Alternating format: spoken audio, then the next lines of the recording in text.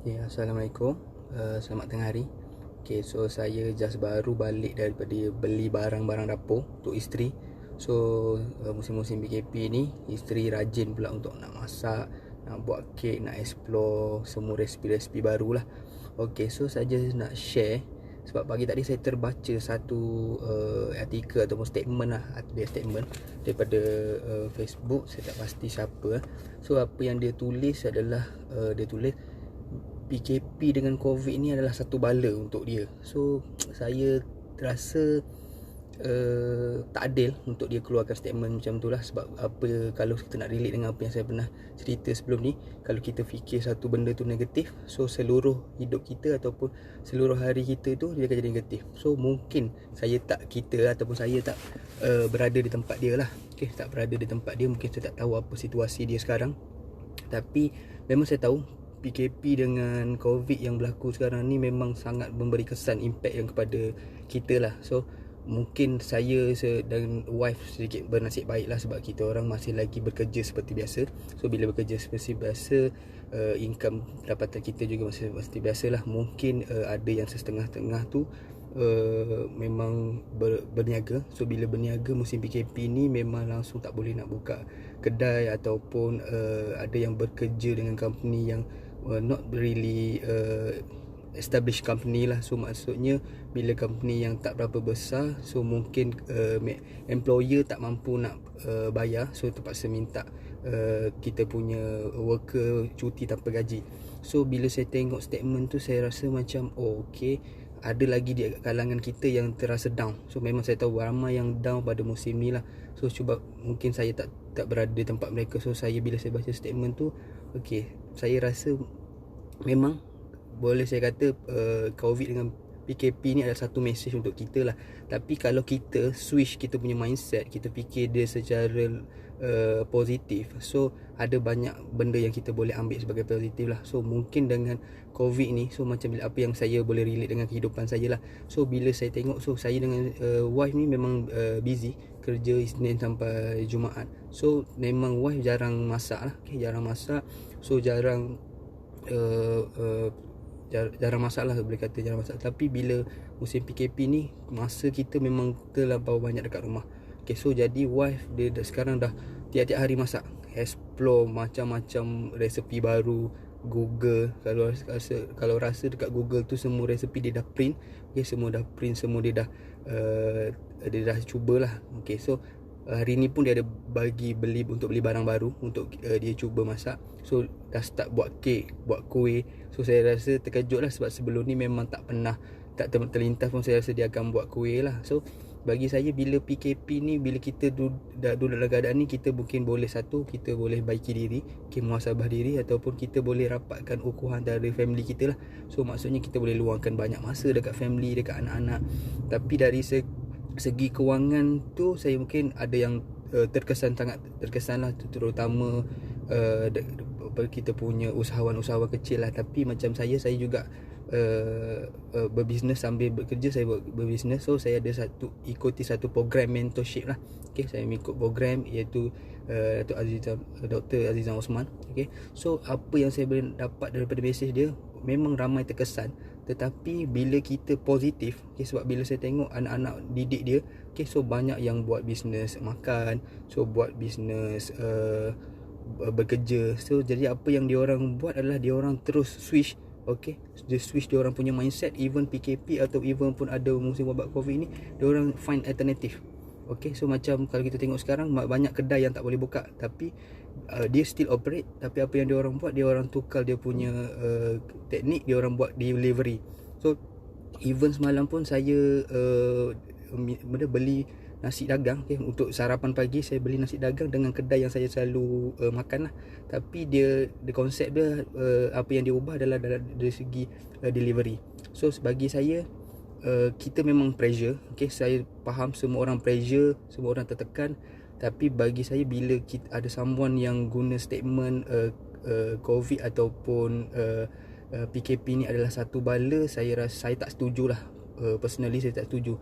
So memang bukan saya berada di tempat mereka, tapi bagi saya ia adalah satu message ataupun satu satu mesej untuk kita yang supaya mungkin kita lalai sebelum ni lah. So mungkin ada dari kita kurang masa antara family. So kita ambil, bila kita fikir positif, so kita ambil masa yang terluang ni, so kita duduk bersama family, kita spend time dengan family. So sebelum ni kita untuk suami dengan isteri kurang berborak atau untuk bercakap. So masa ni kita boleh kongsi, share masalah. So macam untuk isteri, so dia boleh cuba resepi-resepi baru yang ataupun bakat-bakat yang terpendam. So mungkin sebelum ni tak pandai menjahit, so tengok Google boleh jahit. Okay, so macam yang saya trigger banyak dekat bila saya join program tu.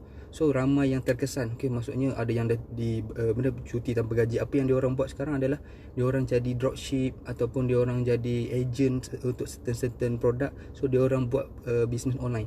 So at least walaupun dalam keadaan PKP ni, diorang masih lagi berfikir untuk selesaikan masalah. Kalau kita terima masalah tu, so kita sampai bila-bila pun kita tak akan keluar dari masalah tu. Apa yang saya cuma nak share kat sini, bila saya baca statement tu, saya rasa macam kenapa menyalahkan keadaan? Kenapa tak kita cuba keluarkan daripada keadaan tu untuk kita cari solution. So kita jangan terima solution tu dan kita menyalahkan keadaan ataupun takdir lah. Bagi saya, mungkin saya tak terkesan sangat pada musim COVID ataupun PKP ni. Okay, so tapi ada lagi ramai di luar sana. Tapi cuma saya just nak bagi tahu, bila kita terlampau fikirkan benda yang negatif tanpa kita cuba cari solution, so kita akan sentiasa negatif dan kita akan sentiasa down. So sebab rata-rata dekat saya punya jiran memang ada yang buat bisnes, okay, ada yang berniaga sendiri, ada usahawan kecil, ada yang kerja. So bila dalam keadaan PKP ni, ada juga yang mengadu atau mengeluh cuti tanpa gaji, financial ataupun kewangan tak cukup. So tapi kita dari jiran apa yang kita mampu bantu, kita akan bantulah. Tapi apabila apa yang saya rasa yang paling kurang adalah dia orang punya moral support lah. So bila kita faham kita ada masalah, so kita cuba switch kita punya mindset. So kita cuba cari alternatif.